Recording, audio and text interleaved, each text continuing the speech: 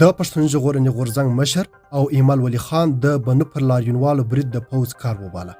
سلامونه د تان میډیا یوټیوب چینل درنو لیدونکو ښه راغلاست ته.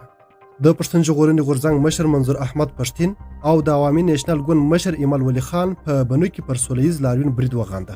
راپورونه وایي چې ظاهرا نامعلوم وسلوالو پر لاریونوالو ډزې کړي چې له کبله یې لږ تر لږه 2 تنه وژل سوي او تر 200 نور ډیر ژوبل سوي دي. دوی دا لاریون وروسته له دې وکړ چې په بنو کې پر یو روغتیایي مرکز په برید کې د ښځو او ماشومانو په ګډون 2 تنه ووژل شول. پر لاریونوالو چې شمېر یې زرګونو ته رسېده، وروسته له دې برید وشو چې هغوی د بنو د سپورټ کمپلیکس ته ورسېدل او هلته یې سولهییز پرلط پیل کړ. د برید پر مهال د خیبر پښتونخوا د صوبایي حکومت د روغتیا وزیر پشتون یار خان وینا کول نوموړی د تحریک انصاف غړی دی. د پښتون ژغورنې غورځنګ مشر منظور احمد پشتين پر لاریونوالو برید د پاکستان د پوز کار بللی او پر خپل اکسپانې لیکلي چې دا له پښتنو سره نهایي زیاتی او له دې قوم سره څرګنده دښمني ده. د عوامي نېشنل ګوند مشر ایمل ولی خان ویلي چې پر لاریونوالو د پوز له لوري ډزې شوي دي او دا ښیي چې پوز د ترهګرۍ ملاتړ کوي. ایمل ولی خان پر خپل اکسپانې د پوښتنې په ډول لیکلي د نړۍ کوم ډول قانون د داسې عمل اجازه ورکوي؟ آیا د امن او ترهګرۍ د ختمېدو غوښتنه جرم دی؟ د خپل غږ پورته کول ګناه ده؟ تر اوسه د برید مسؤلیت چا په غاړه نه دی اخیستی. له دې سره هممهاله په باجوړ کې هم د سولې او امن لپاره